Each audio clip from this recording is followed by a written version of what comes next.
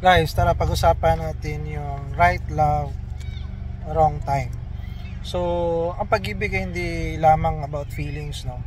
Ito ay tungkol din sa timing. So, minsan may darating mga tamang tao sa buhay natin kapag hindi pa handa ang buhay para sa kanila, no? So, parang hindi pa ready ang bawat isa, no? So, bottom lines, one, so ang pag-ibig lang ay hindi palaging sapat, no? So, number two, mahalaga din ang timing sa bawat relasyon, bawat relationship, no? Three, so napakahalaga din ng personal growth. So, minsan kailangan nating hayaan yung bawat isa, no? Para mag-focus ng kanilang bawat individual journeys, no? And then, panghuli, ang pag-ibig ay hindi dapat pinipilit. So, kung it's meant to be nga, mayayari ito sa tamang panahon o sa takdang panahon.